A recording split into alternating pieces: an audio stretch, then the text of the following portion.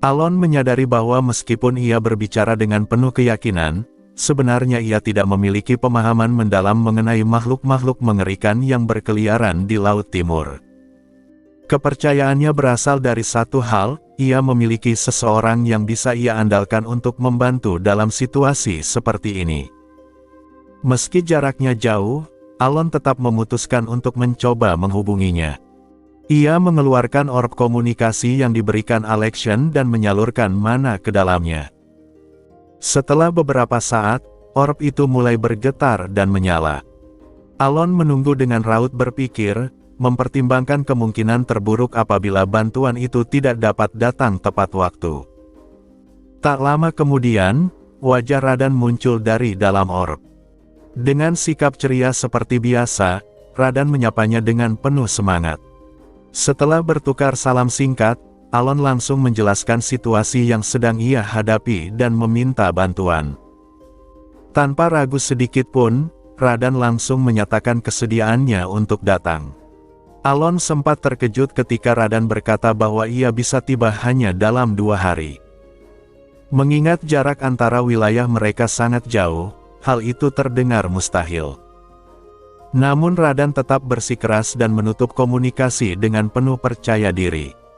Setelah komunikasi berakhir, Evan dan Penia menanggapi kabar itu dengan reaksi berbeda. Evan merasa ragu dan sulit percaya, sementara Penia justru tampak antusias karena perjalanan ke timur akhirnya akan segera terwujud. Ia bahkan terang-terangan menunjukkan ketertarikannya terhadap wilayah timur dan pengetahuan kuno yang tersembunyi di sana, meskipun mencoba menutupinya dengan alasan lain. Basiliora, yang menyadari niat Penia, menggodanya tanpa henti hingga keduanya terlibat pertengkaran kecil. Di tengah keributan itu, Alon hanya bisa menghela napas, merasa bahwa ia dikelilingi oleh orang-orang yang sulit ditebak. Bahkan makhluk hitam kecil yang selalu mengikutinya hanya memiringkan kepala dengan polos. 2 hari kemudian, sesuatu yang tak terduga benar-benar terjadi. Radan benar-benar tiba tepat waktu. Ia muncul dalam kondisi kelelahan, napasnya berat, namun wajahnya tetap tersenyum. Alon terkejut, bahkan sedikit tidak percaya, namun segera menyadari bahwa Radan memang telah memaksakan diri. Radan kemudian menunjukkan artefak yang memungkinkannya melakukan perjalanan secepat itu, sebuah relik berbentuk sayap yang dikenakan di pergelangan kaki, Rune of Relentlessness. Artefak itu menghabiskan banyak mana, tetapi memungkinkan penggunanya bergerak dengan kecepatan luar biasa. Alon menyadari bahwa benda itu adalah salah satu relik langka dari raksas, yang dulunya hanya dikenal sebagai item dalam permainan. Setelah beristirahat sejenak, Radan bersiap melanjutkan perjalanan. Alon memintanya untuk tidak memaksakan diri, tetapi Radan bersikeras bahwa ia baik-baik saja. Keesokan harinya, mereka mulai mempersiapkan keberangkatan ke timur. Sebelum berangkat, Alon menemui Hazard untuk mengambil perbekalan. Di sana, ia mendengar kabar aneh, sejumlah elf meninggal secara misterius. Tidak ada tanda serangan, dan kematian mereka tampak alami, tetapi terjadi hampir bersamaan. Meskipun Hazard tidak terlalu memikirkannya, kabar itu meninggalkan kesan tidak menyenangkan bagi Alon. Setelah semua persiapan selesai, rombongan menuju pantai. Di sana, Radan mengeluarkan sebuah kunci kecil dan menancapkannya ke udara kosong. Ruang bergetar, dan dari kehampaan muncul sebuah kapal raksasa berwarna gelap. Kapal itu muncul sepenuhnya dengan suara menggelegar, memancarkan aura yang menekan. Radan memperkenalkan kapal itu sebagai Saebo, sebuah artefak yang digerakkan sepenuhnya oleh mananya sendiri. Kapal tersebut tidak membutuhkan awak untuk beroperasi dan mampu berlayar sendiri. Meskipun Alon sempat bertanya tentang kapal terbang lain yang pernah dilihatnya, Radan menjelaskan bahwa kapal itu terlalu boros mana untuk perjalanan panjang. Saat Saebo mulai bergerak, mereka belum sempat menjauh dari daratan ketika jeritan mengerikan menggema di udara. Dari segala arah, monster-monster laut bermunculan, jumlahnya tak terhitung. Lautan yang sebelumnya tenang berubah menjadi lautan makhluk buas yang menutupi permukaan air dan langit. Alon menilai situasi dengan cepat, mempertimbangkan berbagai kemungkinan serangan. Ia bahkan mempertimbangkan untuk menggunakan kekuatannya secara langsung. Namun sebelum ia bertindak, Penia dan Radan sudah lebih dulu bergerak. Radan menancapkan tombaknya ke geladak kapal dan mengaktifkan mekanisme rahasia. Cahaya biru menyebar, membentuk pola-pola rumit di udara seperti sirkuit raksasa. Dari celah-celah cahaya itu, ratusan, bahkan ribuan, senjata mulai bermunculan. Pedang, tombak, kapak, bilah aneh yang tak dikenal, dan berbagai relik kuno muncul satu persatu, memenuhi langit seperti hujan logam.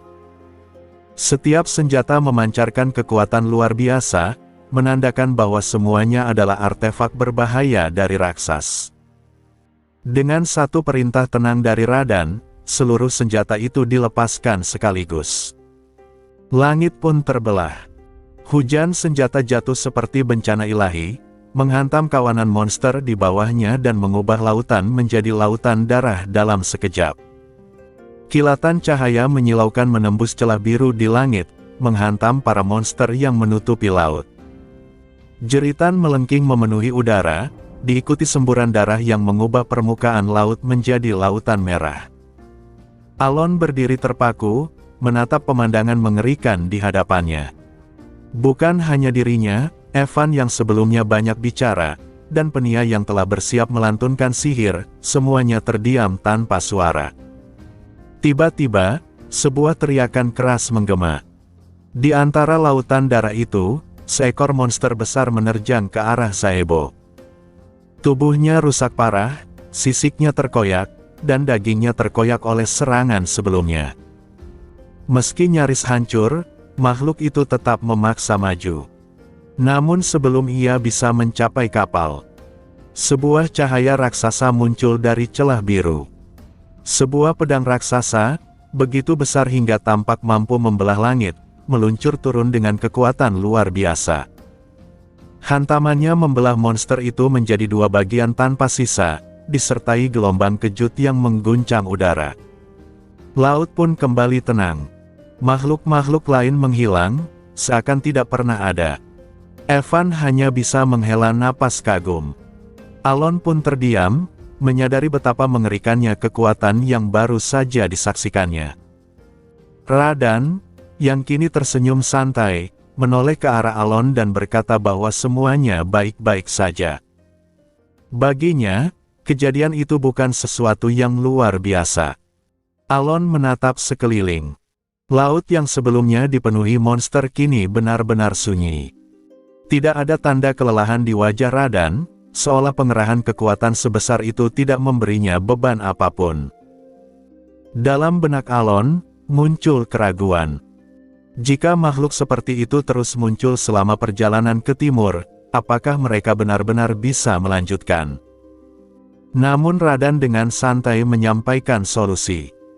Ia menyarankan untuk mengumpulkan sisa-sisa monster yang telah mereka kalahkan dan menggantungkannya di kapal sebagai penanda kekuatan. Dengan begitu, makhluk lain akan menghindari mereka. Ia menjelaskan bahwa makhluk laut biasanya tidak akan menyerang pihak yang jelas lebih kuat dari mereka. Dengan membawa bukti tersebut, perjalanan akan jauh lebih aman. Alon merasa lega, bahkan bangga, melihat kepercayaan diri Radan. Diberitahu bahwa Radan perlu mengumpulkan kembali artefak-artefak yang digunakan, Alon mengizinkannya pergi. Radan pun melompat ke laut tanpa ragu. Sementara itu, Penia tampak panik melihat artefak-artefak yang berserakan, takut benda-benda berharga itu hilang. Kekhawatirannya tampak lebih besar terhadap artefak dibanding keselamatan Radan. Beberapa waktu kemudian, Radan kembali naik ke kapal saat langit mulai berwarna jingga. Ia membawa kembali artefak-artefak itu, lalu mulai menjalankan kapal. Penia langsung mendekat dengan mata berbinar, meminta izin untuk melihat artefak-artefak tersebut. Radan mengizinkannya, lalu mengeluarkan beberapa benda dari ruang penyimpanan. Namun saat memeriksanya, Penia tampak kebingungan. Ia merasa ada sesuatu yang janggal.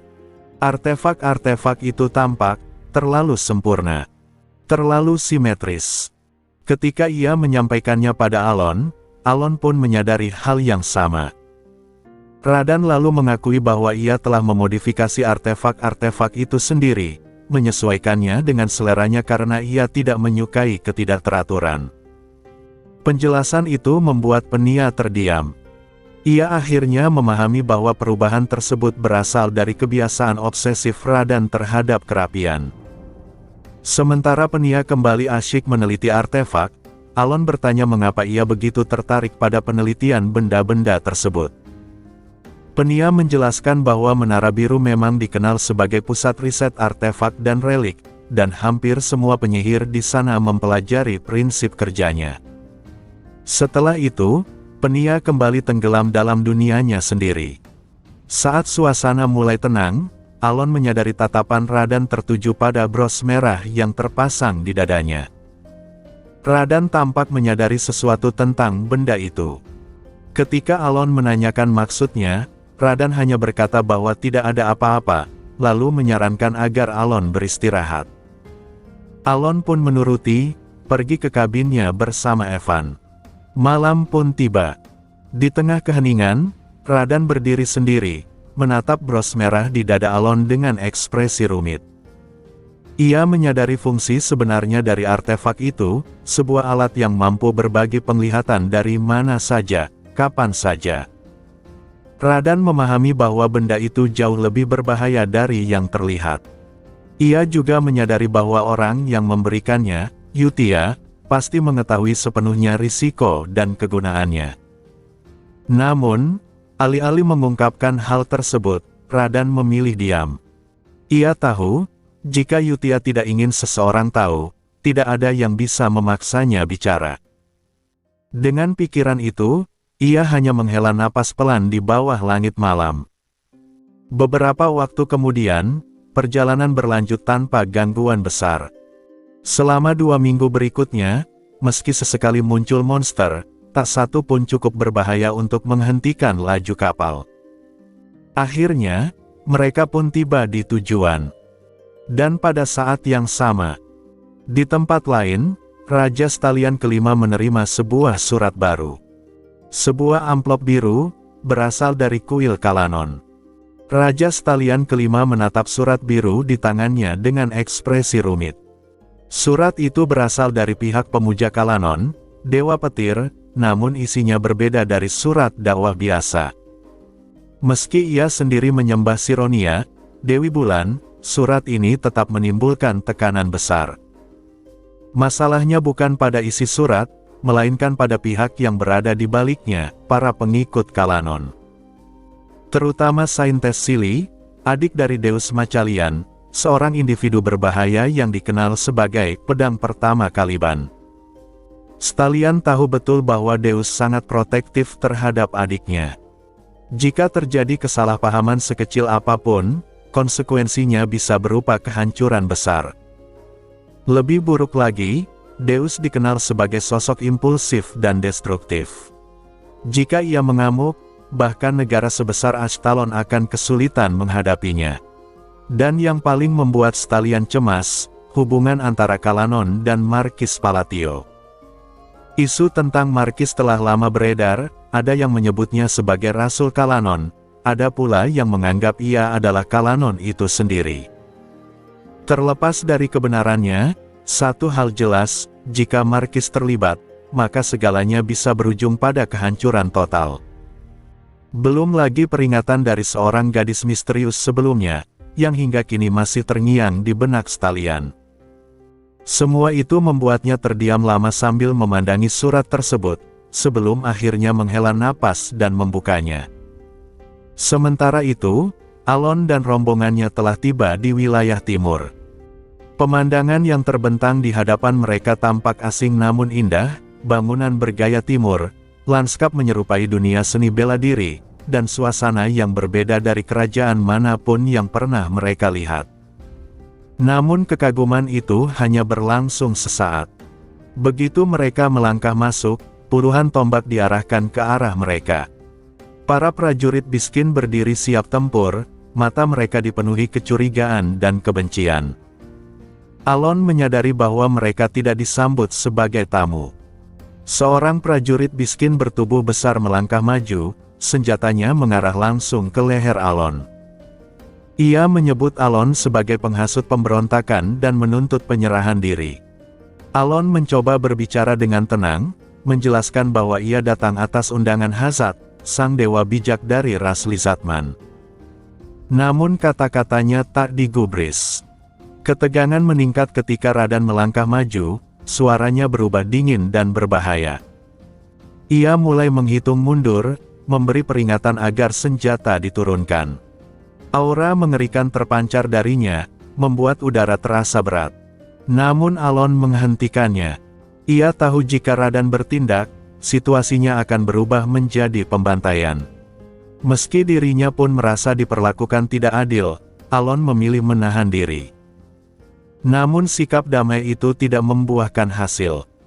Para prajurit tetap bergerak, mengikat tangan Alon dan rombongannya. Mereka ditangkap tanpa perlawanan. Alon memahami satu hal, jika ia ingin mengetahui kebenaran dan tujuan mereka di wilayah timur, ia harus bersabar. Mengamuk sekarang hanya akan memperkeruh keadaan. Mereka dibawa ke sebuah bangunan besar. Di sana, seorang pria berpakaian mencolok menyambut mereka dengan sikap meremehkan. Tatapannya penuh cemooh, dan kata-katanya dipenuhi kebencian terhadap manusia. Ia menyatakan bahwa mereka tidak membutuhkan penjelasan apapun. Menurutnya, semua manusia adalah musuh, dan para pengkhianat harus segera dieksekusi. Alon mencoba berbicara lagi, tetapi jelas tak ada ruang untuk diskusi.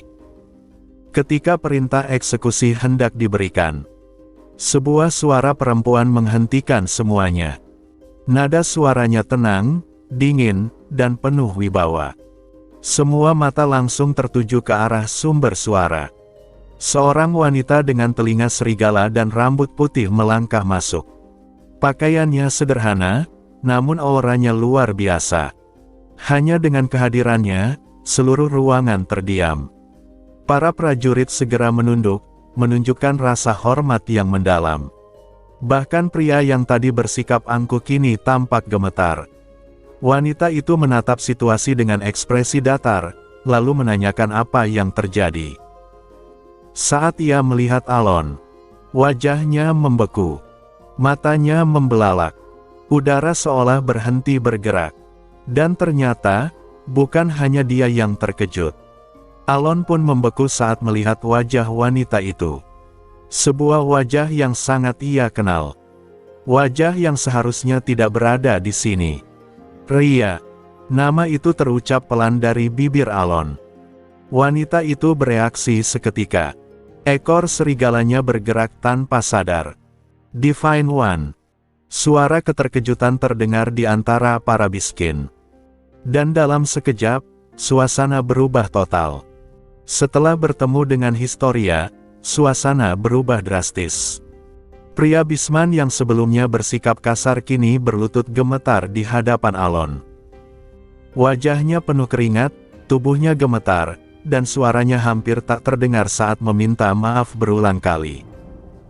Sikap congkaknya lenyap sepenuhnya, tergantikan ketakutan yang nyata. Evan, yang berdiri di samping, menatapnya dengan tatapan dingin. Bahkan ia tampak sedikit muak melihat perubahan sikap yang terlalu cepat itu. Namun Alon sendiri tidak terlalu memikirkannya. Baginya, reaksi itu bukan hal yang aneh. Penyebabnya jelas, Historia. Saat Alon memanggil namanya, wanita berambut putih itu berhighlight mata kosong khasnya, berdiri terlalu dekat hingga ekornya melingkari pinggang Alon secara alami. Ia sama sekali tidak merasa ada yang aneh. Alon menegurnya karena jaraknya yang terlalu dekat, namun Historia hanya menjawab bahwa sejak dulu memang seperti itu. Ia tidak merasa ada yang salah. Percakapan mereka membuat Evan dan Penia menatap dengan ekspresi yang sulit dijelaskan, sementara Radan memperhatikan dengan ekspresi tak nyaman. Alon lalu mencoba menenangkan suasana dan menanyai pria Bisman itu dengan tenang. Pria itu memperkenalkan dirinya sebagai Hao, pengelola pelabuhan di wilayah timur. Ia meminta maaf berkali-kali, berkeringat deras, jelas ketakutan. Melihat sikapnya, Alon memutuskan untuk tidak memperpanjang masalah. Ia menjelaskan bahwa ia tidak datang untuk mencari konflik, melainkan ingin memahami apa yang sebenarnya terjadi di wilayah ini. Hao pun menjelaskan situasinya. Di wilayah timur, telah terjadi pemberontakan besar yang dipicu oleh kelompok bernama The Martyred, sekelompok manusia fanatik yang mengacaukan wilayah dan menyulut konflik berskala besar. Mereka menyebut diri mereka sebagai pihak yang berkorban demi dewa. Alon mengenali nama itu. Dalam pengetahuannya, The Martyred adalah faksi yang muncul di pertengahan cerita game Psychedelia, dikenal sebagai musuh yang merepotkan dan sering memicu kehancuran wilayah jika tidak segera ditangani. Fakta bahwa mereka muncul di wilayah timur, yang seharusnya berada di luar jalur cerita utama, menjadi tanda bahaya besar. Saat Alon merenung, ia menoleh pada Historia dan bertanya mengapa ia berada di sini. Historia menjawab singkat bahwa ia datang untuk menerima sebuah hadiah, setelah memberi bantuan. Penjelasannya singkat, terputus-putus, namun cukup bagi Alon untuk memahami bahwa ia telah terlibat jauh sebelum mereka tiba. Alon lalu menanyakan tentang Raja Timur. Ia ingin bertemu langsung dengannya. Historia menjawab bahwa ia memang sedang dalam perjalanan ke sana dan bisa membawa Alon bersamanya. Dengan itu, rombongan pun bersiap berangkat. Namun sebelum pergi, kejadian lain terjadi. Hao, yang tadinya terlihat lega, tiba-tiba kembali gemetar ketika Historia kembali menampakkan diri. Dengan suara dingin, Historia memperingatkannya bahwa tidak akan ada kesempatan kedua. Setelah itu, ia pergi tanpa menoleh lagi. Saat mereka berjalan menjauh, Alon menyadari betapa besar pengaruh Historia di wilayah ini. Para prajurit menundukkan kepala, ekspresi mereka penuh ketakutan dan hormat, seperti menghadapi dewa hidup. Dalam perjalanan, Alon menyadari satu hal, Historia bukan hanya figur kuat, ia adalah simbol kekuasaan yang nyaris absolut di wilayah timur. Tak lama kemudian, mereka tiba di dekat markas besar musuh. Di hadapan mereka berdiri benteng raksasa yang tertanam di lereng pegunungan, ukurannya jauh melampaui markas para Martyred yang pernah Alon hadapi sebelumnya. Lebih buruk lagi, area itu dipenuhi oleh makhluk-makhluk terkutuk, monster mutasi khas para Martyred, dan bahkan makhluk dari Abyss, yang seharusnya tidak muncul di wilayah ini. Situasinya jelas berbahaya. Ketika Alon mencoba menilai langkah berikutnya, Historia tiba-tiba melepaskan diri darinya. Ia berkata akan pergi sendiri. Alon berusaha menghentikannya, mengingatkan bahwa musuh kali ini terlalu berbahaya bahkan untuknya. Namun Historia tetap melangkah maju. Ia mengangkat pedangnya. Udara di sekitarnya bergetar hebat. Energi mengerikan berkumpul dalam satu titik. Alon merasakan tekanan yang belum pernah ia rasakan sebelumnya. Kemudian, Historia menarik pedangnya. Namun, tidak ada ledakan. Tidak ada cahaya. Tidak ada perubahan yang terlihat. Pedangnya kembali ke sarung seolah tidak terjadi apa-apa. Semua orang kebingungan. Hanya Basiliora yang tampak terkejut, seolah menyadari sesuatu yang mengerikan. Lalu, suara kecil terdengar, seperti sesuatu yang terkoyak. Dan kemudian, cahaya menyilaukan memenuhi langit. Gunung besar di kejauhan, yang sebelumnya menjulang tinggi, terbelah rapi secara horizontal. Seluruh puncaknya runtuh dalam sekejap. Dentuman dahsyat mengguncang dunia. Itu bukan sekadar serangan. Itu adalah pemotongan realitas itu sendiri. Dan di hadapan kekuatan itu, semua yang menyaksikannya hanya bisa terdiam. Gunung itu runtuh dengan suara menggelegar, seolah seluruh keberadaannya dihapus dari dunia. Dalam sekejap, segalanya kembali seperti tidak pernah ada apapun di sana. Kejadian itu berlangsung begitu cepat hingga tidak ada satupun teriakan yang sempat terdengar. Keheningan yang tersisa membuat suara Evan bergema jelas ketika ia bergumam dengan nada tak percaya. Ia, dan semua yang hadir, tidak dapat menyangkal apa yang baru saja mereka saksikan. Namun, alasan keterkejutan mereka berbeda-beda. Alon, yang merupakan seorang penyihir tingkat 5, terdiam bukan karena kekuatan kehancuran itu sendiri, melainkan karena satu hal yang jauh lebih mengganggu pikirannya. Ia tidak merasakan jejak mana sedikit pun. Sebagai seseorang yang mampu melihat sisa-sisa mana bahkan setelah pertempuran besar, fakta bahwa serangan Historia tidak meninggalkan apapun membuatnya terkejut. Ia menoleh pada Penia dan mendapati ekspresi yang sama di wajahnya. Bahkan bagi seorang pendekar, menggunakan mana adalah hal yang mutlak. Namun apa yang dilakukan Historia tampak seolah sepenuhnya terlepas dari hukum itu. Saat Alon masih tenggelam dalam kebingungan, Historia mendekat dan menyentuh pinggangnya dengan lembut, menyatakan bahwa semuanya telah selesai. Ia terlihat sama sekali tidak kelelahan. Hal itu semakin memperkuat perasaan Alon bahwa kekuatan Historia jauh melampaui perkiraannya. Sebagai salah satu dari 7 terkuat Psychedelia, ia memang sudah luar biasa, namun apa yang baru saja ia perlihatkan berada di luar dugaan. Ketika Historia mengatakan bahwa masih ada seseorang yang tersisa, mereka pun turun ke lokasi reruntuhan. Di sana, mereka menemukan seorang pria dengan tubuh bagian bawah hancur tertindih batu besar. Darah hitam mengalir dari mulutnya, dan kondisinya berada di ambang kematian. Alon langsung mengenalinya sebagai martir segala hal, pemimpin kelompok fanatik yang dikenal sebagai para martir, kelompok yang tak segan melakukan pembantaian demi keyakinan mereka. Jika dibiarkan hidup, sosok ini akan berevolusi menjadi entitas mengerikan bernama kelaparan segala hal. Namun yang membuat Alon terkejut bukan hanya keberadaannya, melainkan kenyataan bahwa orang ini seharusnya berada di wilayah kerajaan aliansi, bukan di sini. Ketika sang martir membuka mata dan mengucapkan kata-kata terakhirnya dengan kebencian yang kental, ia menyebut mata biru, sebelum akhirnya mengembuskan napas terakhir. Alon hanya bisa mengulang kata-kata itu dalam hati. Setelah memastikan semua ancaman telah dieliminasi, kelompok itu melanjutkan perjalanan.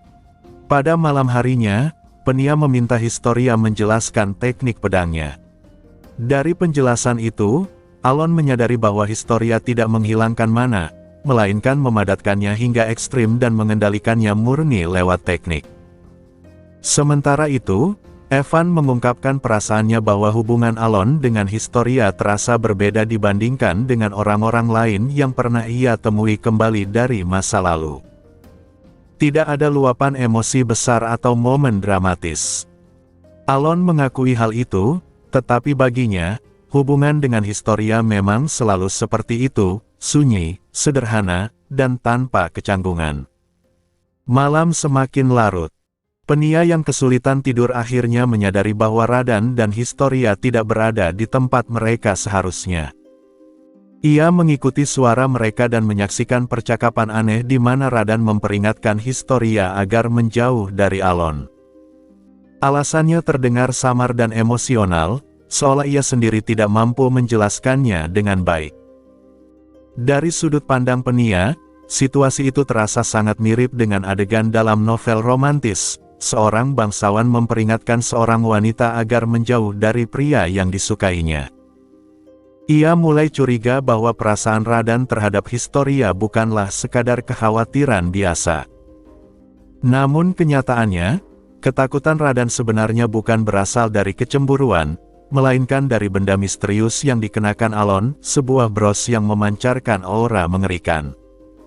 Sesuatu yang Penia sama sekali tidak ketahui. Setelah Historia pergi tanpa menanggapi peringatan itu, Penia diam-diam menyusun rencana sendiri. Ia berniat membantu Radan, dan pada saat yang sama, memanfaatkan kesempatan itu untuk meneliti relik miliknya. Keesokan harinya, Penia mendekati Radan dengan sikap penuh percaya diri dan senyum penuh arti, membuatnya kebingungan.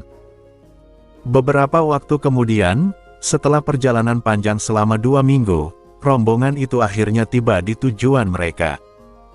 Mereka telah sampai di Sunju, ibu kota negara timur. Setibanya di Sunju, ibu kota bangsa timur, seluruh rombongan terpukau oleh pemandangan yang terbentang di hadapan mereka. Kota itu begitu indah hingga tampak seperti karya seni, dari tembok luarnya hingga bangunan-bangunan berwarna cerah di dalamnya.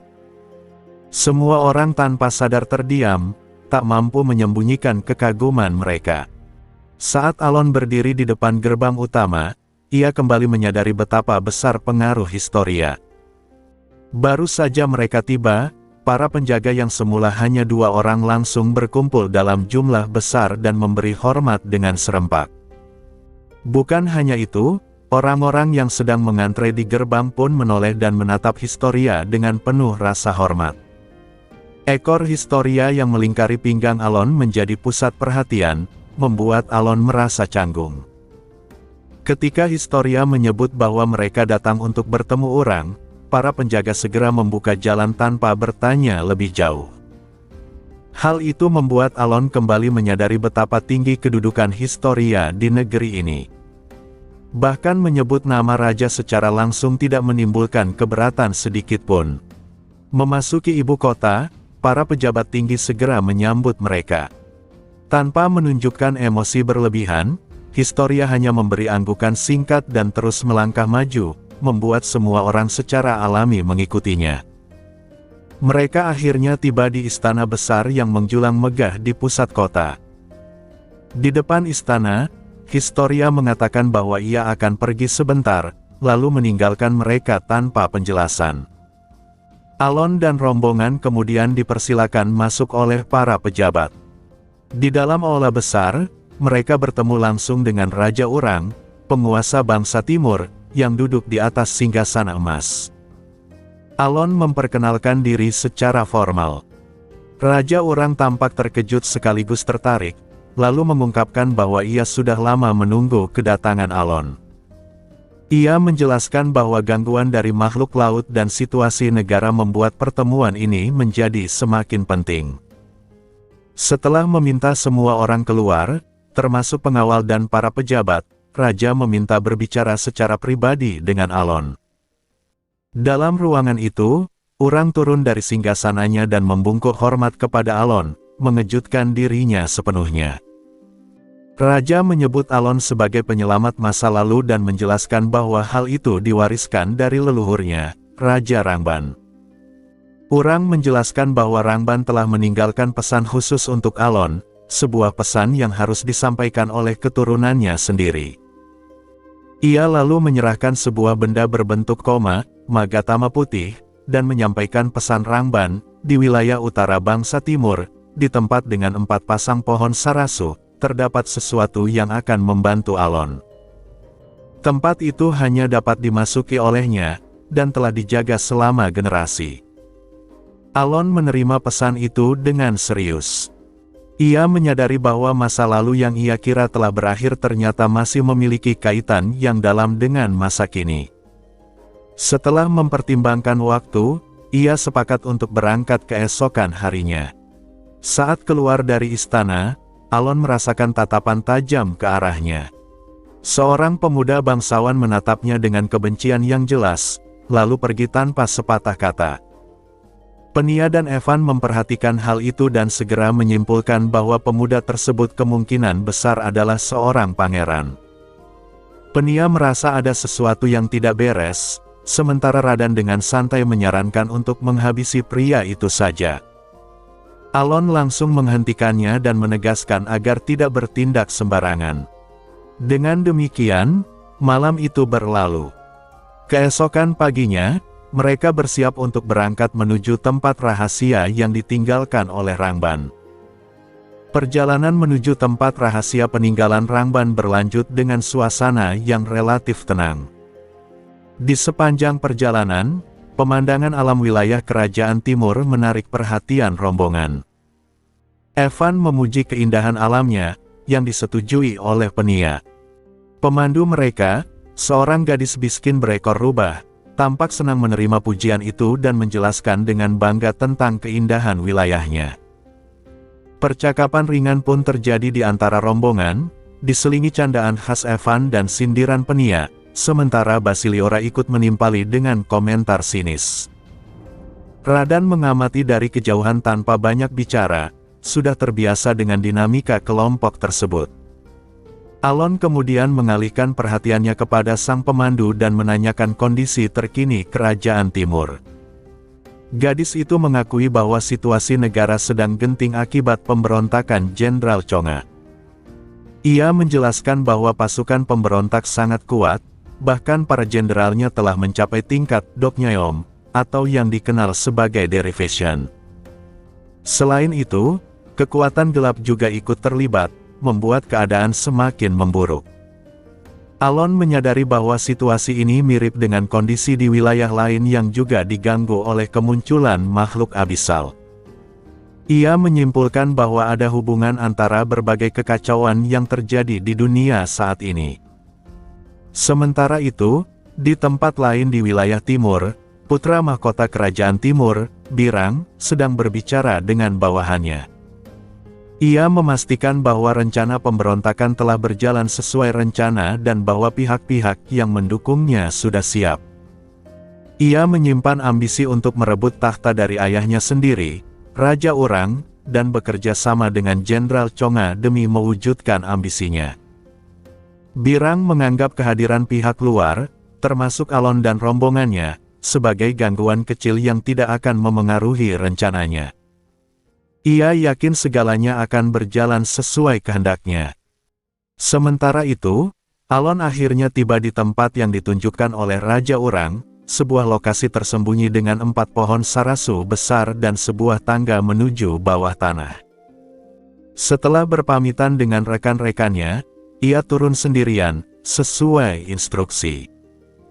Di bawah tanah, Alon menemukan ruang raksasa yang tidak masuk akal secara logika. Langit-langitnya tak terlihat, namun ruangan itu terang oleh cahaya lembut. Di tengah ruangan terdapat kolam besar dengan bunga teratai bercahaya, dan sebuah paviliun berdiri di atasnya. Ketika Alon melangkah mendekat, batu magatama putih yang ia terima dari Raja Urang mulai bersinar. Ia menyadari ada tempat khusus di paviliun itu, dan saat ia menempatkan magatama ke dalamnya, cahaya menyebar ke seluruh ruangan. Bunga-bunga teratai kemudian bergerak dan berkumpul, membentuk sosok humanoid yang tak dapat sepenuhnya dipahami oleh penglihatan Alon. Meski ia kini memiliki kekuatan dan pemahaman yang jauh lebih besar dibanding masa lalu, keberadaan makhluk itu tetap melampaui persepsinya. Saat ia menatap sosok tersebut dengan kewaspadaan tinggi, sebuah suara terdengar langsung di benaknya. Suara itu memanggilnya sebagai Star Eater. Dan dengan itu, pertemuan yang akan mengungkap kebenaran besar pun dimulai. Alon menatap sosok misterius yang berdiri di hadapannya. Wujud makhluk itu tidak dapat dikenali dengan jelas, tidak dapat dipastikan apakah ia manusia, laki-laki, perempuan, tua, atau muda. Sosok tersebut hanya tampak sebagai gangguan visual, seolah-olah keberadaannya sendiri menolak untuk dipahami. Bahkan saat pertama kali bertemu Yongrin, Alon tidak pernah merasakan gangguan seaneh ini. Saat Alon mencoba memahami keberadaannya, makhluk itu bereaksi, seolah tertarik. Ia menyebut Alon sebagai sosok yang menarik, dan mengomentari bahwa Alon mengetahui terlalu sedikit, meskipun telah menjadi seseorang yang memakan bintang. Ucapannya sulit dipahami, dan saat Alon mencoba meminta penjelasan, kepalanya tiba-tiba terasa sakit hebat. Darah menetes dari hidungnya, memaksanya menundukkan kepala. Makhluk itu memperingatkan Alon agar tidak menatapnya secara langsung, karena hal itu akan memperpendek waktu mereka bisa berbicara. Ia juga mengatakan bahwa pengetahuan yang dimiliki Alon masih dibatasi oleh suatu pembatas, yang bahkan Alon sendiri tidak sadari telah ia pasang. Saat pembicaraan berlanjut, makhluk itu mengungkapkan bahwa ia tidak bisa menjelaskan segalanya. Tubuh Alon tidak akan mampu menahan informasi tersebut. Namun, ia memberikan satu petunjuk penting. Setelah pertemuan ini, Alon harus mencari pengamat timur, sosok yang dapat membantunya memahami cara berkomunikasi lebih jauh. Alon kemudian mengajukan satu pertanyaan yang paling mengganggunya, tentang keberadaan Sin. Apakah mereka masih akan muncul meski para apostel telah tiada? Makhluk itu menjawab bahwa keberadaan para Sin adalah sesuatu yang tak terelakkan. Mereka adalah hasil dari sebuah keniscayaan yang bahkan tidak bisa diubah. Mereka diciptakan, dan keberadaan mereka tidak bergantung pada keberadaan para apostel. Jawaban itu mengguncang Alon. Makhluk itu lalu menyebutkan bahwa pencipta dari semua itu, termasuk keberadaan para Sin, adalah mereka sendiri. Sebelum waktu habis, Alon bertanya mengapa hanya dirinya yang bisa menggunakan inkantasi tertentu. Makhluk itu menjawab bahwa Alon sendiri telah membatasi dirinya tanpa sadar. Dan sebelum menghilang sepenuhnya, ia memanggil Alon dengan sebutan misterius, anak bermata hitam, dan menghilang, meninggalkan lebih banyak pertanyaan daripada jawaban. Tak lama kemudian, Alon tersadar di dunia nyata. Radan dan Penia segera menghampirinya dengan wajah cemas. Alon menenangkan mereka dan menyatakan bahwa ia baik-baik saja, meski pikirannya masih kacau. Dalam perjalanan kembali, ia merenungkan semua yang baru saja terjadi. Ia mendapatkan jawaban yang ia cari, bahwa kemunculan para Sin tidak akan berhenti, namun juga dihadapkan pada misteri baru. Siapakah makhluk yang berbicara padanya? Mengapa ia menunjukkan sikap yang seolah mendukung Alon, padahal ia adalah pencipta bencana itu sendiri? Saat Alon tenggelam dalam pikirannya, rombongan tiba di dekat ibu kota. Namun, pemandangan di depan mereka membuat semua orang terdiam. Ibu kota terbakar. Api melahap bangunan, dan jeritan terdengar dari kejauhan. Jalanan dipenuhi mayat para prajurit yang telah terbunuh secara brutal. Tubuh mereka tercabik-cabik, seolah diserang oleh monster buas. Ketika mereka bergerak lebih dalam, mereka melihat para monster tengah melahap mayat-mayat tersebut. Dan di tengah kehancuran itu, berdiri seseorang yang mereka kenal. Pangeran pertama Kerajaan Timur, Birang. Di hadapannya, Raja Urang tergeletak di tanah dalam kondisi mengenaskan, tak berdaya. Birang dengan santai mengejek ayahnya dan mengakui bahwa semua ini adalah hasil dari rencananya. Ia mengungkap bahwa ia telah bersekutu dengan Jenderal Chonga, serta memanfaatkan kekacauan untuk merebut tahta. Ia bahkan mengejek bahwa bantuan dari Ras Agung tak akan datang, karena mereka telah jatuh ke dalam jebakan. Kemudian, dengan satu isyarat, para prajurit dan monster yang telah dipenuhi energi abis bergerak serentak menyerang. Namun sebelum mereka dapat melangkah jauh, waktu seolah berhenti. Para prajurit dan monster membeku di tempat, lalu tubuh mereka terbelah dengan sempurna. Satu persatu jatuh ke tanah. Di antara hujan darah itu, sesosok wanita berjalan maju dengan tenang. Rambut peraknya berkilau diterpa cahaya senja. Di tangannya tergenggam beberapa kepala yang baru saja terpenggal. Ia melangkah perlahan, matanya dingin tanpa emosi. Dan dengan suara datar yang menggema di medan pembantaian, ia berkata, "Jadi, apa yang sebenarnya terjadi di sini? Sosok itu adalah Historia. Dan dengan kemunculannya, situasi berubah sepenuhnya." Setelah kekacauan di istana, Birang berdiri terpaku di tengah lautan darah. Api yang menyala di sekelilingnya memantulkan bayangan kehancuran yang baru saja terjadi. Tubuh-tubuh prajurit dan monster bertumpuk di tanah, sebagian masih bergerak sebelum akhirnya terdiam selamanya.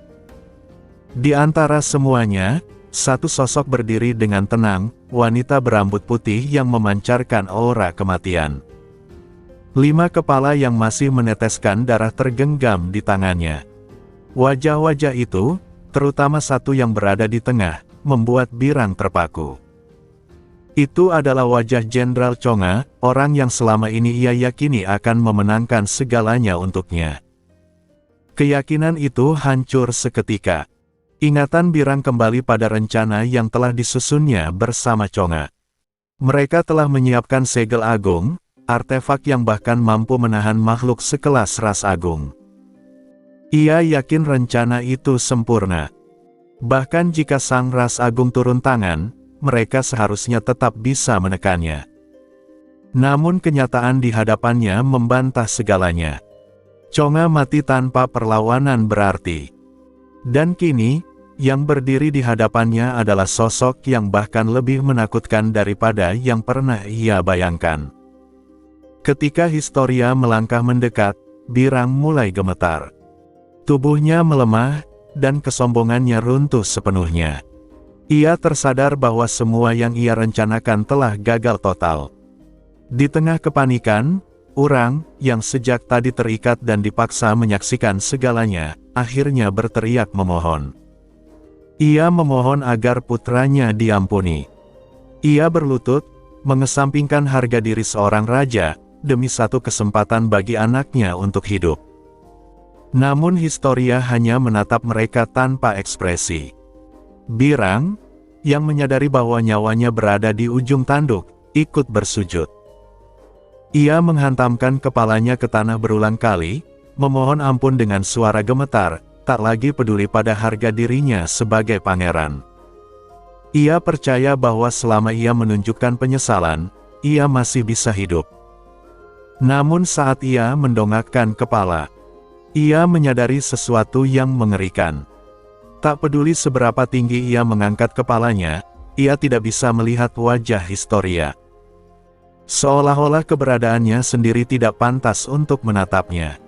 Dan sebelum ia sempat memahami arti dari kejanggalan itu, Historia berbicara dengan suara datar. Kalau kau terus menunduk seperti itu, akan sulit untuk mengayunkan pedang. Kalimat itu menjadi hal terakhir yang ia dengar. Kesadarannya terputus seketika.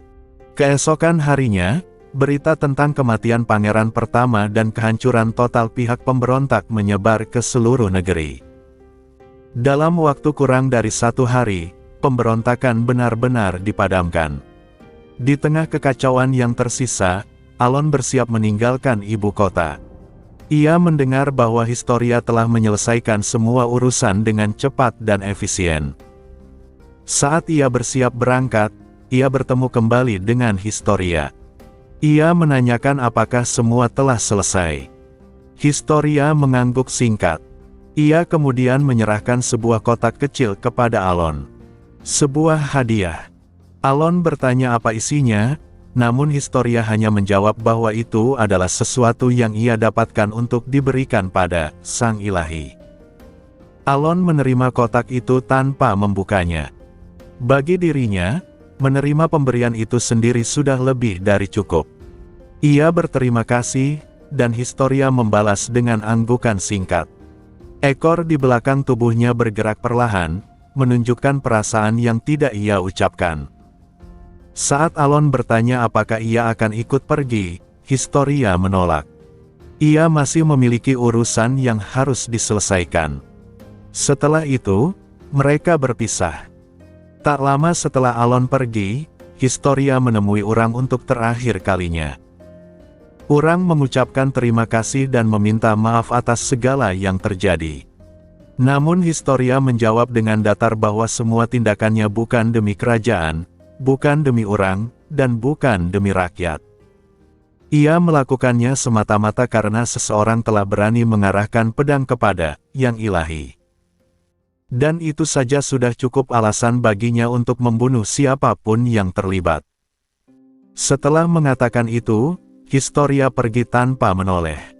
Urang yang tersisa sendirian akhirnya menyadari kebenaran yang mengerikan. Bukan kerajaan yang diselamatkan oleh belas kasihan.